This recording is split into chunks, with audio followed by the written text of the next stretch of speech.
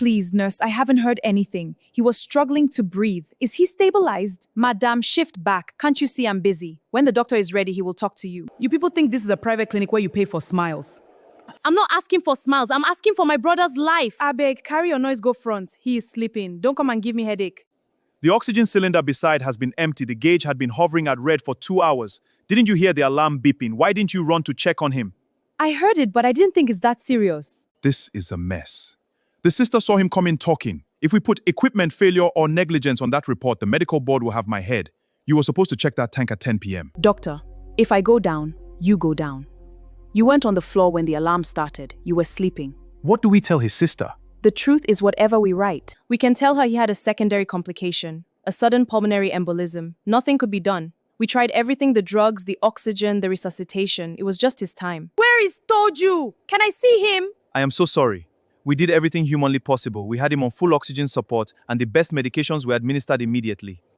But your brother suffered a massive sudden embolism. His lungs they gave up. It happened so fast we couldn't even call you into the room.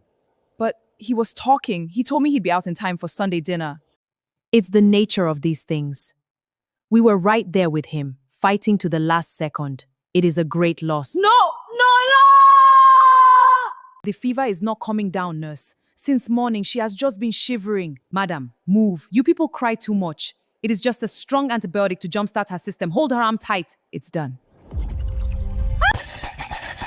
Amaka, stay with me. Doctor! Chika, what is this? This is a concentrated potassium solution. It was supposed to be diluted and given via IV drip over hours, not as a direct bolus injection. You've stopped her heart. Doctor, the labels look the same. I was rushing. Please. I have 4 children at home. My husband lost his job last month. If they give me a sack letter, we will starve. Please, sir. You unalive a 10-year-old girl because you were rushing? But doctor, if the medical director hears this, he will ask why you went there to supervise the administration. They will say you left a junior nurse alone with a critical patient. We are going to tell her it was a fulminant meningitis.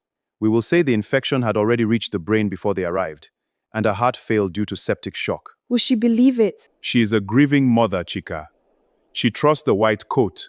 We can't let her know it's our negligence. Yes, doctor. Let's go. Nurse, please. The pain is changing. It's too sharp. I think the baby is distressed. Young woman, sit down. Is this your first child? Labor is not a tea party. The doctor is on his break and I'm busy with accounts. There's no heartbeat. Bimbo, when did she get here? Around 4 p.m., sir. It's 7:30. The placenta has abrupted. If we had moved for a C-section 3 hours ago, we would have saved this child. Now the mother is even at risk of hemorrhaging. Doctor, I thought she was just being dramatic. Please, sir, my nursing license. I am 2 years away from retirement. If this goes to the board, my pension is gone. I have a daughter in university. The records. Change the arrival time in the logbook. Write that she arrived at 7:10 p.m. in a state of concealed accidental hemorrhage. Write that she was already brought in dead, the fetus I mean. And the symptoms she reported? She reported nothing. Write that it was an asymptomatic collapse. Doctor, are you sure? We will tell the husband it was a silent complication at home. By the time they reached the hospital, it was too late. Mr. Bankol, I am so sorry. We did everything we could the moment she arrived, but the situation was already critical. Doctor, what happened? She was fine yesterday. I brought her here as fast as I could. It was a silent placental abruption. It happens without warning at home. By the time you stepped through our doors at 7:10, the baby's heart had already stopped. 7:10? No, we were here since 4 She was crying in that chair for hours. Mr. Banko, you must be confused by the shock. Our logs show you just arrived. If she had been here for hours, we would have acted. It's a tragedy, but the delay happened before you reached us. There was simply no time left to save the child. Nurse, please. Something is cutting me inside. Since the surgery, I cannot even cough. It feels like a knife is turning in my belly. Mama, it is the stitches. Did you think they use needle and thread to sew cloth? It's surgery. Jesus, the instrument counts. Blessing, you signed the sheet. You said all the tools were accounted for. Doctor, the theater was so messy. I thought the student nurse took them to the autoclave. Thought? This is serious.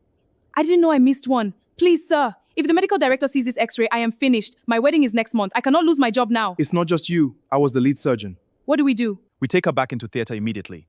But we aren't removing scissors. We are fixing an internal hemorrhage that we discovered during a routine check. Her husband shouldn't know of our negligence. Understood, doctor. I'll prepare the theater. Doctor, how is my wife? Why are they taking her back to surgery? Mr. Adeyemi, please calm down. During our post-operative scan, we noticed a small internal hematoma, a blood clot that didn't clear on its own. It's a rare but known complication of fibroid surgery. A blood clot. But she said it feels like something is cutting her. That's the pressure from the clot pressing against the nerves. We need to go back in right now to flush the area and ensure everything is clean. It's a minor corrective procedure. Yes, sir. It's actually lucky that Dr. Emeka caught it so fast. Many doctors would have ignored it. But he wants her to be 100% perfect. Oh, thank God. Thank you, doctor. I was so worried. Please, save her. Don't worry. We will take care of everything. She's in the best hands. We have received a staggering number of petitions. An unusual spike in mortality over the last 6 months. Pulmonary embolism, sudden meningitis, silent abruptions, and corrective secondary surgeries. These are just unfortunate coincidences, sir. We serve a very sick population. We do our best with limited resources. Is that so? Because we didn't just come to talk. We visited Mrs. Adeyemi's home this morning.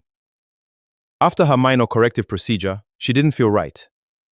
She went to a private lab for an independent x-ray. It seems you forgot to flush the silver surgical scissors out of the image before you sent her home. You thought the poor were too ignorant to notice, and the grieving were too broken to fight.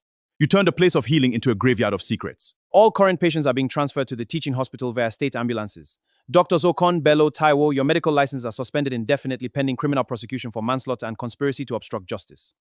Your negligence has caused so many deaths. Nurses Ifioma, Chika, and Bimbo, you are struck from the nursing register. You will never wear that uniform again. The police are outside waiting.